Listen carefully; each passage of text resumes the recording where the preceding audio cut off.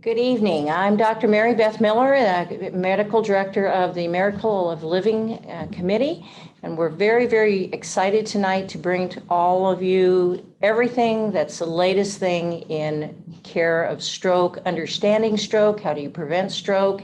We've got an excellent panel of people that are doing some really amazing things, pretty much above and beyond what is happening at just any other hospital. So grab that popcorn and settle in because you're going to learn some amazing things tonight.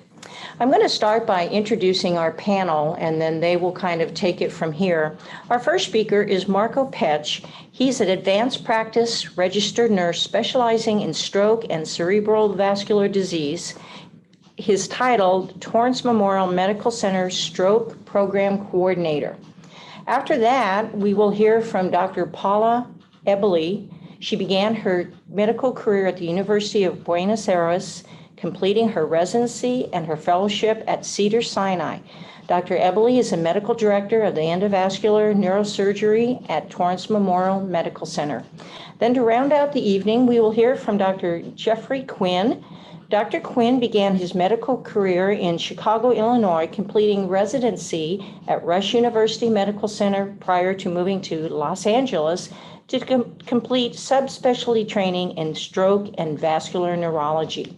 He began practicing at Torrance Memorial Medical Center as a Cedars Sinai outreach faculty member in August of 2021, with the goal of optimizing in-house vascular neurology care and eventually in-house acute stroke management at Torrance Memorial. So welcome, panel, and share with us what you know. Thank you so much for the introduction, Dr. Miller. And just want to first and foremost say thank you so much for dedicating your time this evening to learn about brain health, cerebral vascular disease, and stroke as well, and a little bit about our comprehensive stroke program situated here in the South Bay. So as far as my lecture topics for today, first things we'll focus on will be looking at a little bit of difficulty with the slide deck.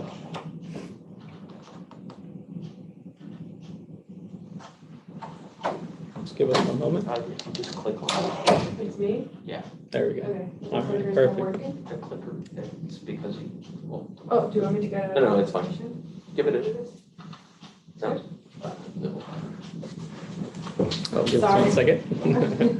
Just a Technical little- difficulties. Technical difficulties. No program is ever complete without those. Give it a shot now. There we go. All right, up and running. All right, so as far as my lecture topics for today, we'll begin to discuss about stroke. So what exactly is a stroke? Looking at the facts and statistics, recognizing the signs and symptoms, and what to do in activating EMS or 911. Then I'll touch briefly about our stroke program, our comprehensive stroke program, and our affiliation with Cedars Sinai, and how we leverage technology with regard to Telestroke and really hyperacute stroke management in the emergency department as well as in our inpatient setting. All right, so getting into stroke. So, what is a stroke? It's a brain attack, essentially. It occurs when blood flow to the area of the brain is cut off and deprived of oxygen and vital nutrients. So every minute that goes by, you can lose up to 2 million neurons. So it's really important that we act fast in recognizing the signs, the symptoms, and alerting someone, and especially 911 or EMS. This lack of blood flow can cause brain tissue injury and potentially irreversible damage, leading to cell death.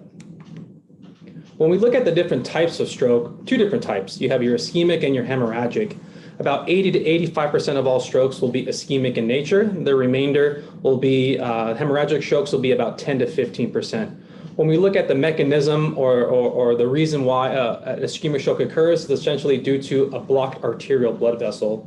When we look at a hemorrhagic stroke, it's a ruptured arterial vessel that has blood that goes into the tissue, the surrounding tissue within the brain. When we look at stroke by the numbers and the facts and statistics, each year, approximately 800,000 Americans suffer a stroke each year. It is the 5th leading cause of death. It used to be the 3rd, but there was a lot of effort done on the triaging of stroke patients in the field, how those patients are managed in the emergency department setting, as well as the technology to support that in order to prevent mortality essentially. So we've seen a decrease in number from the third to the fifth. So that's great to see. Unfortunately, it still is the leading cause of serious long-term disability. As you can see here, it costs an estimated $53 billion annually for stroke-related healthcare expenditures, medicines to treat stroke, and missed days of work.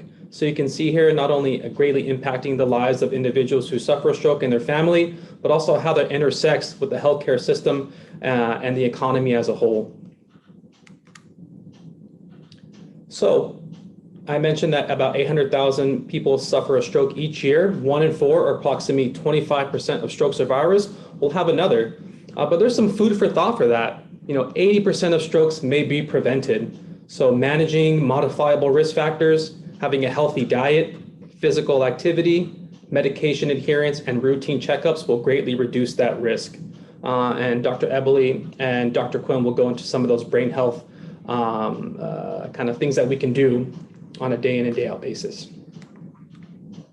So looking at recognizing stroke symptoms, like I mentioned, during a stroke, every minute counts. And like we say in the stroke world, time is brain, and urgency is essential and crucial. So knowing those symptoms of strokes, you can quickly take action and perhaps save a life, maybe even your own. And some things to consider or keys to remember that we look at.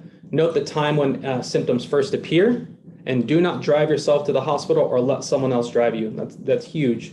Always call 911. Like I mentioned, we have a system of care in LA County with EMS coordinating with base hospitals, Torrance Memorial being one of those, how we can effectively triage in the field and transport that patient to the most appropriate center. And us being Comprehensive Stroke Center, we can practice at the highest level for stroke care.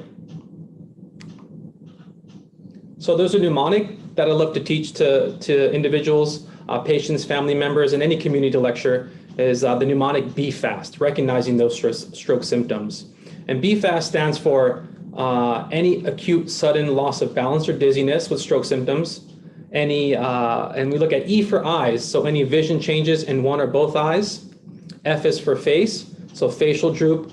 Also a severe headache or the worst headache of your life, as some people categorize it as. A is for arms, so weakness or numbness in the arms as well as the legs. And S is for speech, so trouble speaking or confusion. And the last one on the list is T for time. So always call 911, and we can rapidly assess that patient in the field, transfer them to the most appropriate facility. So now we'll transition to our comprehensive stroke program in our center here at Torrance Memorial. So one of our organizational specialty programs is our Lundquist Neuroscience Institute. We have a variety of renowned regionally as well as nationally certified programs. Just to name a few, our Lundquist Lurie Cardiovascular Institute, Hunt Cancer Institute, our Burn, Wound, and Amputation Prevention Center. So we have a host of specialties that we can provide here in the South Bay, and one of those is being stroke within our Neuroscience Institute and program. So looking at our stroke program specifically, we're a nationally and recognized and accredited comprehensive stroke center treating and managing patients who have a stroke. And what does our multidisciplinary team look like? These are individuals that comprise of specialty neuro-trained in stroke, nurses, ER physicians, ICU physicians, neurologists, interventional radiologists, neurosurgeons, pharmacists, neurorehabilitation, case management and social service, as well as spiritual care. So this is a comprehensive approach to how we manage patients all the way through the continuum of care in the hospital and upon discharge. Touching briefly on some of our organizational achievements for our neuroscience and stroke program specifically, being categorized as a high-performing hospital in the realm of stroke, neurology, and neurosurgery with U.S. News and World Report. Other organizational achievements are really focusing on the American Heart and American Stroke Association's scientific evidence-based treatment for patients with stroke. And in 2021, we received the Get With The Guidelines Gold Plus Achievement Award for stroke. So really practicing at the highest level of stroke care and optimizing the treatment that we provide in the hospital for these patients. So what's our scope as a stroke program? It's really looking at easy access to the highest and most appropriate level of care throughout the continuum. So safe, effective, and up-to-date evidence-based treatment, which you can see we highlighted with our awards and recognition on a national and regional level. When it comes to conditions that we treat here in the hospital specific for stroke, we look at ischemic and hemorrhagic, cerebral aneurysm, AV malformation, intracranial atherosclerotic disease, ICAD, which Dr. Eboli will touch briefly on in her lecture, as well as carotid artery disease. And the physician that we have on staff is neurology, neurosurgery, neurointerventional radiology, vascular surgery, and neurorehabilitation. As far as our dedicated stroke units that we have to treat and manage these patients, it's really having the patient and family at the center of it all. So looking at neurospecialty trained RNs and staff, up-to-date stroke treatment and management approaches, and we also have dedicated units in the hospital. And the evidence has shown that having these dedicated units lead to better patient outcomes overall. So having a neuro-intensive care in our 3 East ICU in our Lundquist Tower, as well as our progressive care unit on 5 West, which we have specialty trained staff there with an abundance of stroke education year in and year out. And also daily patient-specific plans and collaborative discussion. And like I mentioned before, patients and family members are at the center of all of it. So with our affiliation with Cedars Sinai, we really leverage technology and specialty care with regards to neurology and stroke neurology specifically. Torrance Memorial partnered with Cedars Sinai back in 2016 to bring telemedicine or telestroke coverage to the South Bay in order to treat and manage patients in a hyperacute fashion in the emergency department as well as in an inpatient setting. So you can see here, stroke and vascular neurologists can consult on patients remotely from any location. And it really does is provide ease of access to nationally recognized clinicians with expertise in stroke diagnosis, treatment, and management. And the beautiful thing about this is that it's 24/7, 365-day coverage for hyperacute stroke care. And here's a list of our Cedars Sinai teleneurology physicians that will come on camera. And you can see here on that image there, they'll pop up on this camera, typically less than 5 minutes from a stroke code activation and begin the consultation to determine the next steps. All right, well, thank you so much for your time, everyone. And I'll hand the lecture off to Dr. Eboli about her topics. Okay, thank you very much. So feel free to interrupt me, or if you have any questions. I'm hopefully not going to bore you too much with kind of the nuances and things of the lecture, but we thought it was very important to share with you a little bit about what we think is intracranial atherosclerotic disease, because it's just something that we all hear about. Atherosclerotic disease. It's all over the place. You know, it can be in any part of the body, and so it can be in the brain too. So more specifically, when it is in the brain, it's called intracranial atherosclerotic disease. And for this presentation, we're just going to call it ICAD because it's just kind of the short version for it. So that's what it stands for. I'm sorry. It has a little bit of an animation, so it might just be a little delay. So what is ICAD? So ICAD is like, as I told you, atherosclerotic disease. And atherosclerotic disease, you probably heard about plaque. So the plaque, it's usually what you see here, right here. It's like this yellow thing, which is mostly like cholesterol, fatty deposits, and other materials. And what it does, it just creates this narrowing here. So you see this is the normal lumen of the artery, and then you go here, and I'm sorry because my mouse doesn't work very well. And then it's narrow all around where the area where the plaque is. So other words for this type of disease are stenosis, hardening of the arteries, atherosclerosis, but in the end, everything kind of relates to the same thing, having some sort of fatty plaque deposit that's going to really narrow the lumen of your artery, and that's what's caused all the problems. So why is ICAD related with stroke? So essentially, around 10% of all the ischemic strokes are related to ICAD here in the US, but it could be up to 50% of all the ischemic strokes in Asia. So the numbers vary a little bit from country to country. And also the real incidence or prevalence of stroke, it's still probably a little higher because there are some plaques that are not that stenotic, so the artery is not that narrow, so it's very hard to diagnose with the routine studies that we do. So we're probably kind of somewhat underestimated the numbers. So why does the ICAD cause a stroke? So there's kind of multiple mechanisms why that happens, but kind of, as I told you, there's like a little plaque here. Oops. So you can see the plaque here, and the plaque actually ruptures. So when the plaque ruptures, different things can happen. One of the things that can happen, it can lead to embolization of these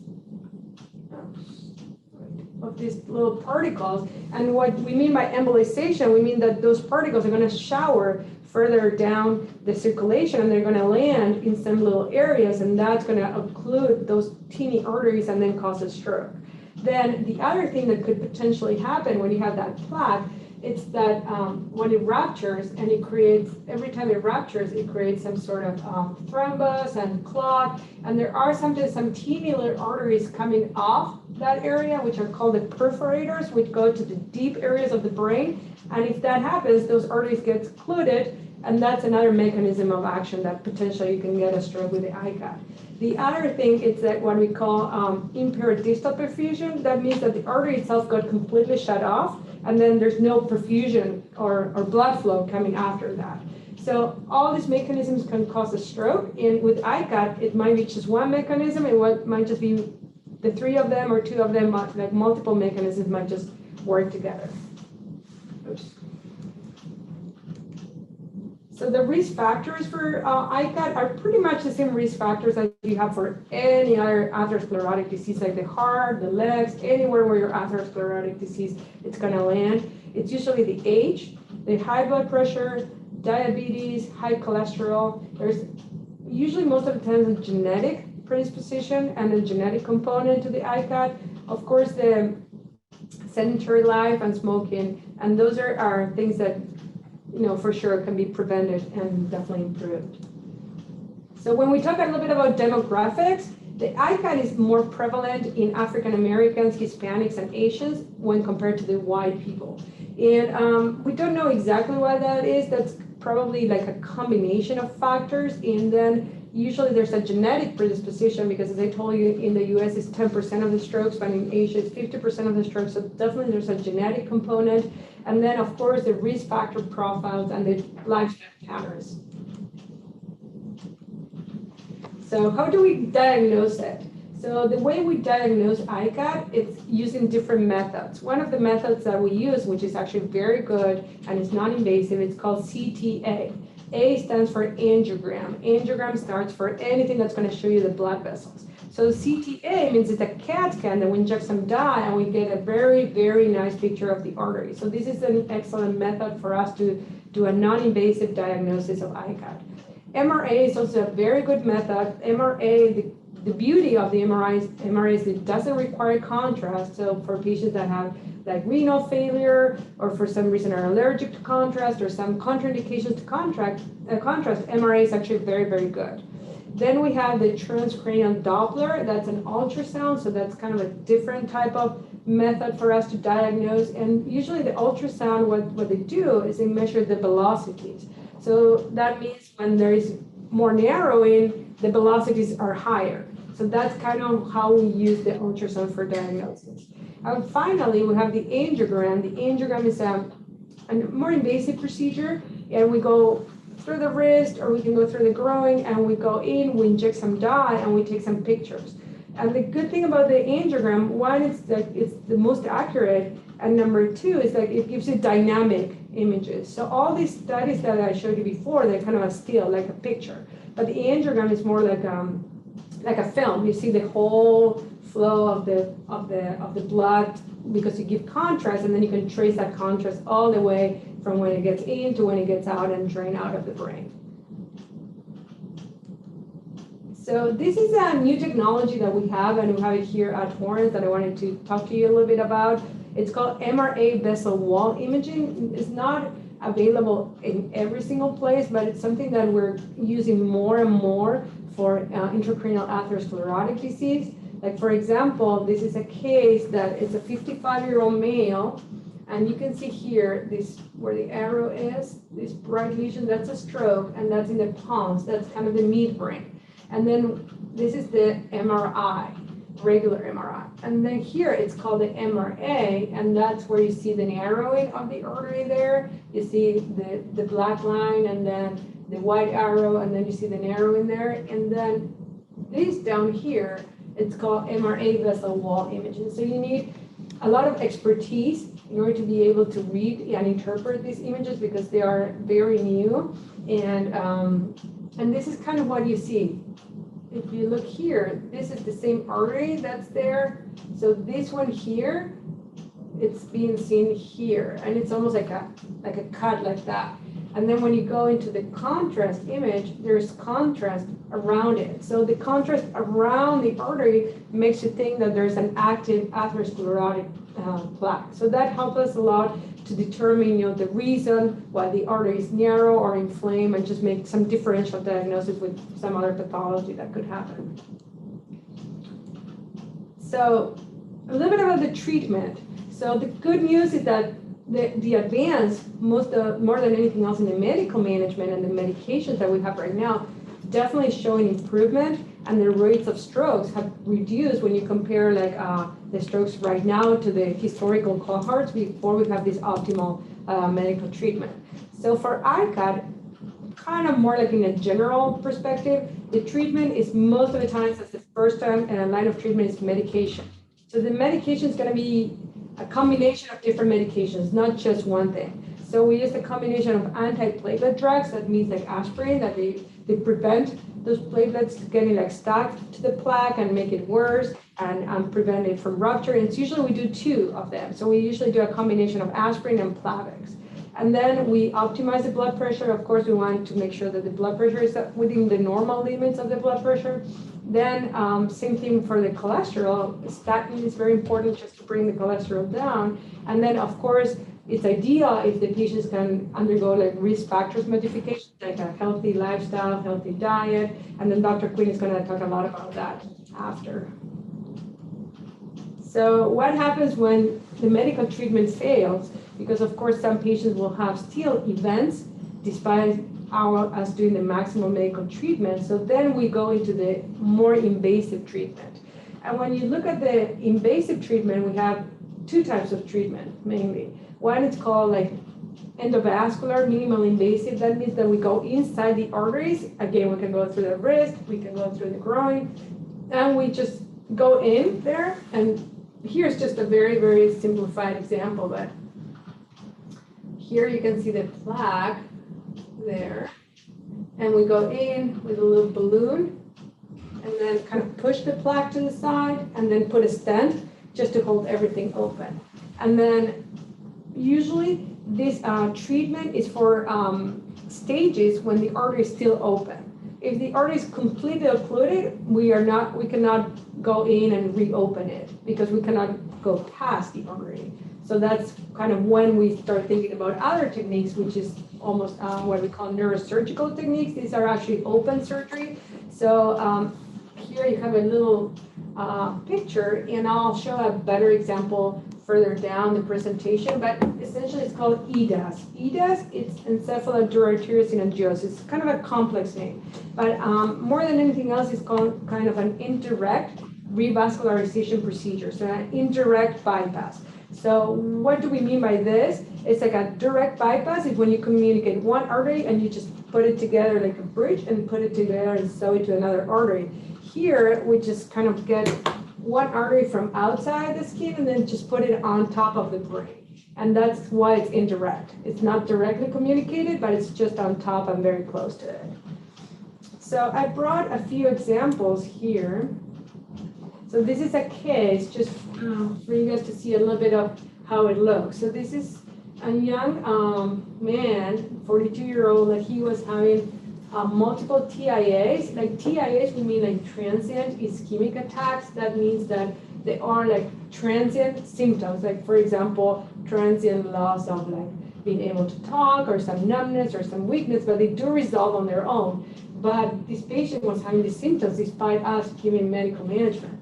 So essentially, he got an angiogram done. If you look at here, This is the middle cerebral artery, which is a really main artery that goes to all this part of your brain. And if you look here, you can see that here it's open, but here where the arrow is, that's where it's very, very narrow.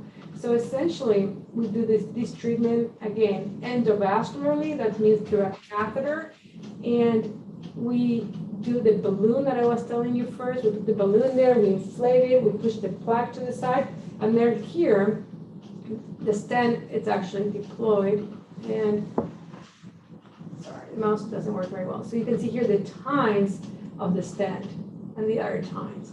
So the stent itself, we don't see it, we only see the tines when they open. And here it's like the delayed follow-up, and you can see here the tines of the stent, here the tines, and you can see how well it's open, and it did not recur. So this is a very, very good result. So let me show you another case here.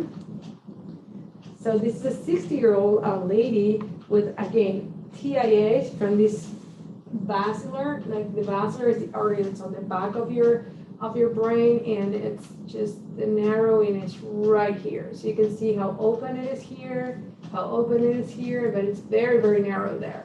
So pretty much the same thing. She failed the medical management, so we just needed to come here with a catheter. We go through the groin all the way up with a little catheter here, put a balloon there, again, inflate it, open it up, and then deploy the stent, and you can see the tines here, just to make sure that it's, sorry, the mouse doesn't work very well, just to make sure that it's open.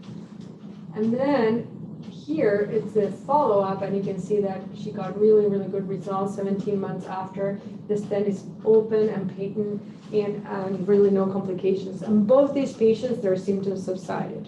One thing that's very important, even if we do, let's say, for example, the treatment with the stent, the patients still need to continue their medical management, and they still need to work on their health habits modifications. And because the intracranial atherosclerotic disease can be a disease like diffuse disease, so you can develop that in other places, and so that's why it's very, very important for people to just get this under control. And we continue the dual antiplatelet therapy, like I said, the aspirin and the Plavix, it's continued all the way through. We don't stop it despite us doing the treatment.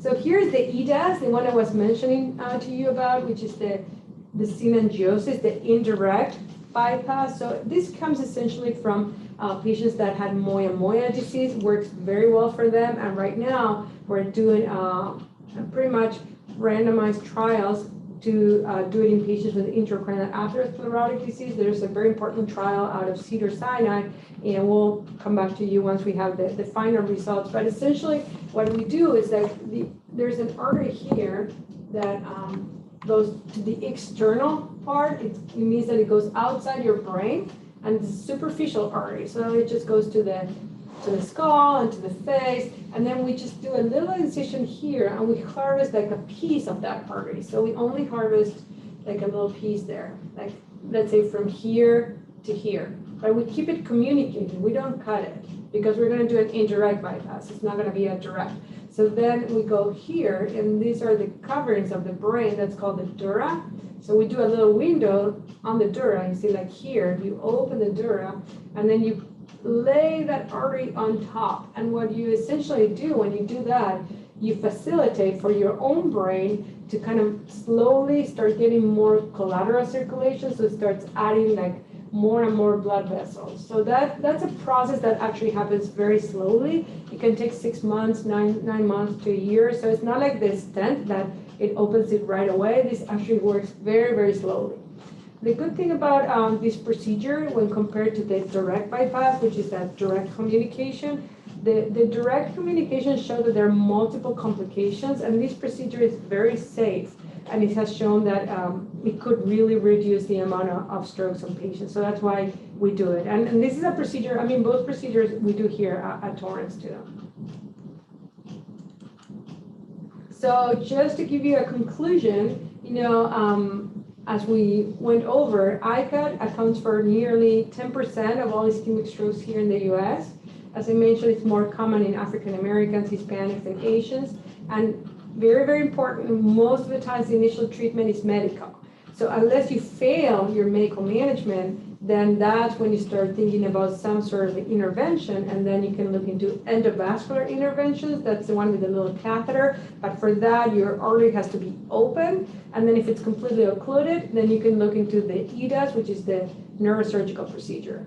So this is kind of it for the ICAD, and then we wanted kind of to change things a little bit and show you a little bit of the technology that's coming here to Torrance. Like the program has grown very fast and very, I think it's very solid, and we have a very, very strong program here. So now we are investing in a new, what we call Angio Suite. That's the place where we treat all these issues. So it's called Angio Suite. So we're gonna have a new Angio Suite that the construction is starting in a month from now. We're bringing this, it's called a biplane, and it's from Siemens, and the name is Arctis Icono, and it's kind of the latest technology.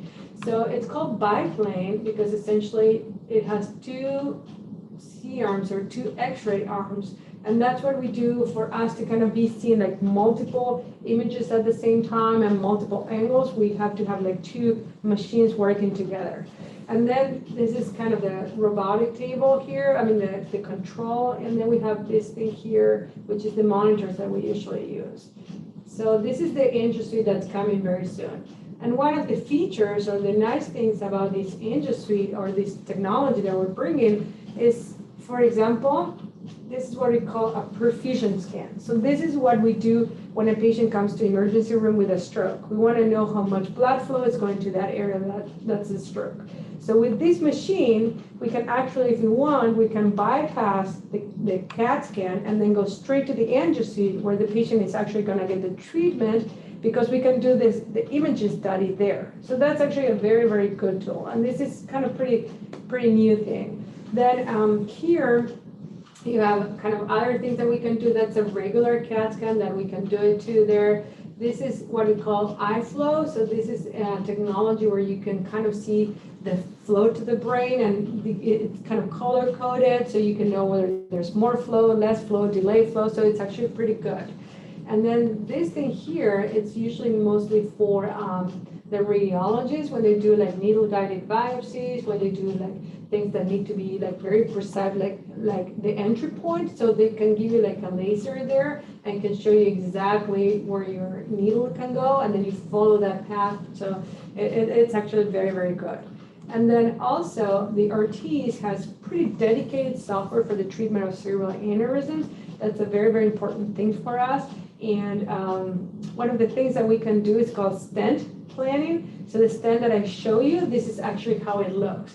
So this is kind of a virtual reconstruction. As you saw it before, on the angiogram, you're only going to see the tines.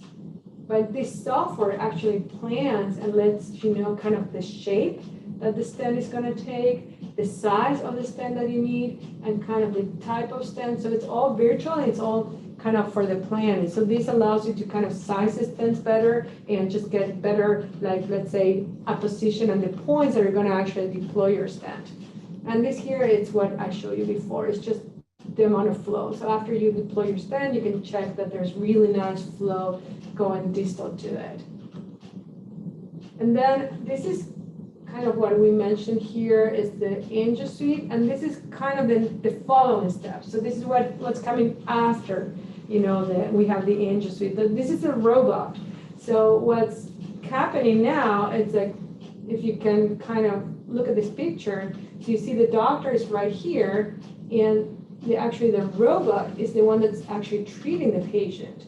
So this is actually a cardiac case, so this is the heart here, but the doctor is guiding the robotic arm to do whatever they need, the angioplasty, the stent. So, and the doctor can potentially be in-house, or let's say not here because it's still not approved, but in theory you can do remote treatment for strokes. Let's say the doctors from Torrance could potentially treat a stroke in a place where there are no doctors nearby, if they do have this technology. So this is coming. We still need to get the approval for FDA, and Once we have it and we have more cases that we can do, it's approved for some cases, but it's not approved for all the cases yet. So this is something that we're going to be looking very, very closely. And if we end up getting it here at Torrance, of course, we're going to let you know. But what we already are doing is making sure that the machine that we're buying has the capabilities for working and interacting with this robot. So that's pretty much it. I wanted to thank you all for taking the time to listen to the presentation. And as you know, we are working together, like Cedars and Torrance, like we work as a group. You know, we are doctors from Cedars, doctors from Torrance. We're all here together. We're all a big team just to take care of patients and make things better for them. Thank you. Now, Dr. Quinn is going to talk about health on the brain. Thank you for that, Dr. Eboli. So we'll be focusing the end of our talk here just on brain health and interventions to reduce risk of stroke and vessel disease inside the brain. Again, some of the animations. A little bit of brief review from about 20 minutes ago. Again, there's about 800,000 strokes incident per year in the U.S. So about once every 40 seconds, someone in this country is having a stroke. That includes a mortality of about 150,000 people per year. So 1 out of every 19 deaths in the U.S. is related or caused directly by stroke. The annual cost in 2014 was about $45.5 billion, with $28 billion of that being in direct medical costs. By 2035, it's projected to encapsulate about $94 billion in just healthcare costs alone. So needless to say, this is a pretty large problem. More animation. Again, a little bit more review, and as Mark reviewed previously, we tried to categorize strokes into kind of two main boxes, either hemorrhagic, meaning bleeding inside the brain or inside the head, or ischemic, which is due to loss of blood flow to part or parts of the brain due to blockage of an artery. The main focus of today's topic will be related to ischemic stroke, as you've just seen, which does account for about 85% of all stroke.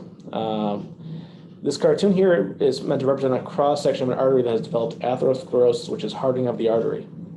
As you can see that yellow plaque there, it's related to the accumulation of damage related to elevated blood sugar, elevated cholesterol, high blood pressure, and other habits and activities that are harmful to vessel health, things like smoking, drug use, and excessive alcohol use. Over time, these plaques can form and grow to the extent that they block the passage of blood flow between the plaques, as we see here. That's called stenosis. Stenosis itself can lead to diminished blood flow, which can damage the brain over time. But as Dr. Eboli mentioned as well, these plaques can also rupture, which can result in embolization of small fragments to distal blood vessels, so vessels far away, or they can block the entire artery, which deprives that area of the brain of needed glucose and oxygen, which can cause stroke. So we'll be focusing on modifiable risk factors. It's kind of hard to change genetic makeup, hard to change your age. We can certainly try to address other health factors, things like high blood pressure, which is diagnosed as 140/90 on average, diabetes, high cholesterol. We'll also focus mostly on sedentary lifestyles, unhealthy dietary habits, alcohol, tobacco, and drug use as other factors. The first three things here should be dealt with by a good primary care physician or provider. Our long-term goals for blood pressure is less than 130/80 for stroke patients. We want A1C numbers, so the average blood glucose over about a 3-month span to be less than 7%, and we want the LDL or bad cholesterol to be less than 70. All right, so for those of you still using tobacco out there in the audience, I'd like to extend a hearty congratulations on your last cigar or cigarette. I'm saying that half in jest. We do realize that tobacco use is an addiction, and addiction is not something you should be managing by yourself. It's recommended that patients who have either had a stroke, had a TIA, or are at risk for future stroke should be given options including nicotine replacement or prescribed medications that aid in assisting. Additionally, for those of you who are around others who smoke, that secondhand smoke risk is still present and can affect future strokers as well. So family members and other people you are close in contact with should be counseled as well. In regards to substance use, alcohol, we don't have a strict parameter on no alcohol, but no more than 2 drinks per day as a male and no more than 1 drink per day as a female should be enjoyed. In regards to drug use, it's a bit more of a strict policy, especially for drugs in the stimulant class, things like amphetamines, methamphetamine, cocaine. Those can directly damage the blood vessels and propagate atherosclerosis themselves. I'd like to spend quite a bit of time here talking about nutrition. So this is a common question for patients who are hospitalized, patients in the clinic asking, what can I do different? What can I eat? What kinds of food should I avoid? There's a lot of different diets out there. Some of them are geared for different directions. I see we have a dietitian here on the call as well. There's many different diets that can be useful for different purposes, but the main diet we study in regards to stroke is the Mediterranean type diet. There we go. So what is that? This picture is a pretty good depiction of it, but we'll talk about some specifics as well. The main take-home points are, we're not telling you that you can't have any kind of carbohydrate source, so you don't have to, avoid pasta, bread, rice completely. But whenever you have the option to go to a multi-grain or whole grain version, that would be your best bet. So whole grain bread, multi-grain bread, whole grain noodles and pasta, and brown rice or wild rice are preferable to white rice and bleached flour alternatives. The main fat source should be olive oil, and other polyunsaturated fats, things like avocado, are also very useful for this diet. And then the thing I tell most patients is, pick your favorite green leafy vegetable. If it's kale, if it's spinach, if it's arugula, use that in place of lettuce. Obviously, if you're on medications like Coumadin or similar medications, you should speak with your doctor first. But emphasis on green leafy vegetables, and then trying to get protein from other sources. So things like lentils, nuts, beans. Some variants of potato can have some protein that are more ideal than getting all your protein from animal sources. There's not a strict, saying that you can't have animal fat, but we do prefer more fish and poultry rather than red meat. Red meat should be consumed only monthly.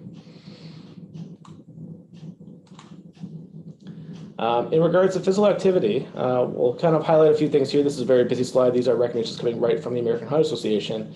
It's really a pretty low bar set there. They're saying a minimum of 10 minutes, 4 times a day of moderate activity. That can be like walking up an incline or hiking here in California, or at least 2 sessions of 20 minutes of high-intensity workouts, things like biking, running, aerobics classes. Obviously, this is just like school. Extra credit is encouraged and can help you in the long run. Additionally, as this meeting is more evidence of, we live in a pretty sedentary, screen-driven world. So those of you who do sit down at a desk or in front of a TV, it's always good practice every 30 minutes to get up and stretch for at least 3 minutes or so, or take a quick walk. The role of stress. So we often have questions about, I've been under a lot of stress lately. Is this why I had the stroke?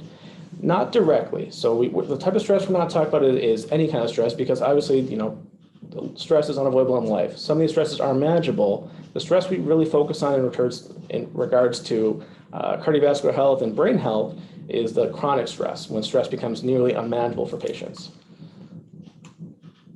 So chronic stress has been linked to elevated blood pressure, elevated average blood sugar, increased substance use, increased heart rate, and heart disease. And it can also lead to worsening of dietary habits and decreased exercise when it results in things like depression or anxiety disorders. So really, you could try and address everything we just talked about, but if you are not managing your stress, you're going to end up undoing all of your hard work. So what can we do about it? So the mainstays of trying to manage stress, there is at least some overlap here. We do encourage exercise as a way of trying to manage chronic stress, but doing things like what you all are doing tonight here, engaging with your community, that can be meetings like this, that can be volunteering, joining a church or spiritual groups. Those are found to be protective for developing the sequela of chronic stress. In some cases, chronic stress can lead to things like generalized anxiety disorders, depression, and other similar disorders that sometimes need cognitive behavioral therapy. I mentioned sleep hygiene here for 2 reasons. Sleep can certainly, influence how you process stress and how your overall well-being is. But there are certain things that your primary care provider should be screening in regards to your sleep. Things like sleep apnea are an independent risk factor for the development of future stroke. And lastly, I want to bring up mindfulness-based meditation.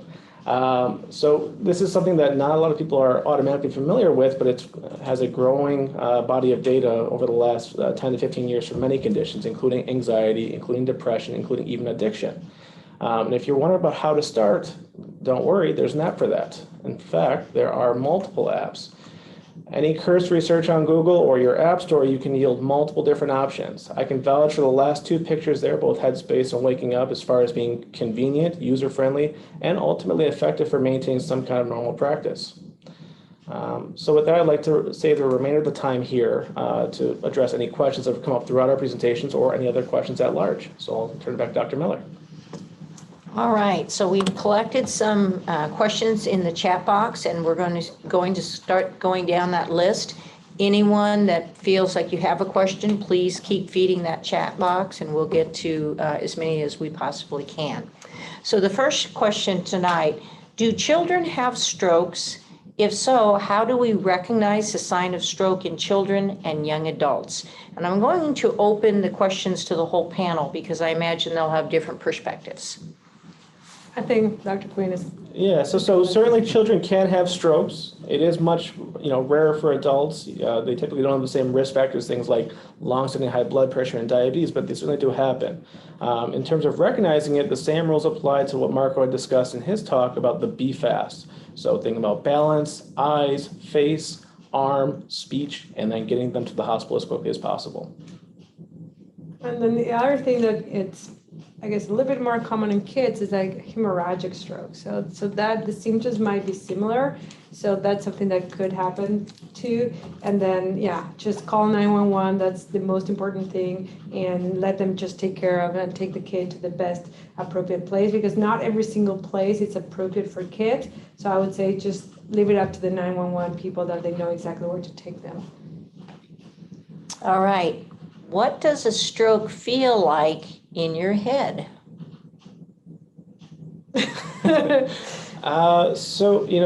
Strokes are kind of like real estate, so it's all about the location. So whatever areas of the brain are affected, those will be the symptoms that you're going to have. So damage to areas of the brain involved with motor function or movement, sensation, language processing, they're going to have those symptoms.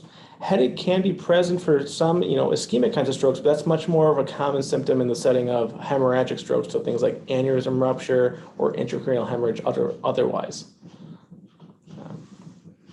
Yeah, no, I totally agree. Yeah, usually if it's purely ischemic, it's going to be where the area is affected. So it's going to be usually like a neurological function that's going to be affected.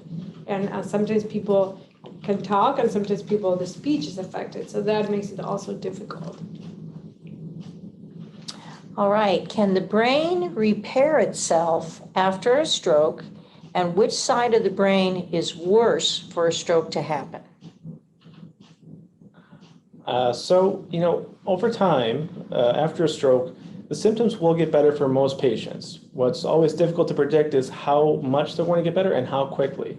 The typical time frame for recovery from stroke is in between 3 and 6 months for most of the motor and sensory changes, but some of the cognitive changes and difficulty with language, those can persist up to a year out and may never recover completely.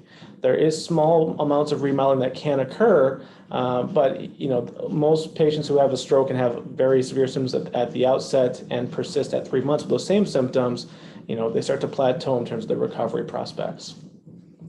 I believe that, and the second part of the question was, which side of the brain is worse for a stroke? So that's it's a difficult question. It depends on your value system. So some people really value, human expression and language, those are things that make us uniquely human. So some people will say that the left side is more important in those regards.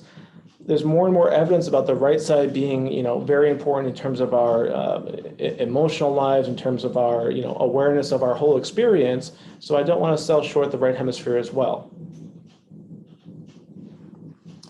All right. Do you encourage your patients to fast to prevent stroke? I know there's a lot of data out there about, intermittent fasting for other purposes, typically weight loss, and I think there's some use in the diabetes world with that. For stroke specifically, I don't have great data to say to do so.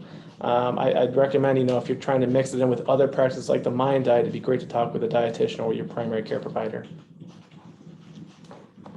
Why does the artery in a brain narrow? Well, usually there are different reasons, but the one that we're talking here is the plaque, is the cholesterol plaque and the damage to the lining of the arteries that just kind of creates this inflammation, let's put it this way, and the inflammation will slowly narrow the artery. So that's kind of usually why it narrows. Well, I'm surprised, but there's telling me there's no more questions in the chat, but as a primary care doctor, I always like to pick the brains of the experts here. With all this new technology that we have, are we looking to a point where people will recover from strokes just like heart disease? You know, you put in a stent and they can get back to life as normal. Will we decrease the number of people that end up in nursing homes and long-term care because of stroke? I think there are a couple of things going on research-wise. One is the stem cell. Still, the results are not ideal. I mean, it's safe to use it and give it, but the functionality is not there, the functionality benefit.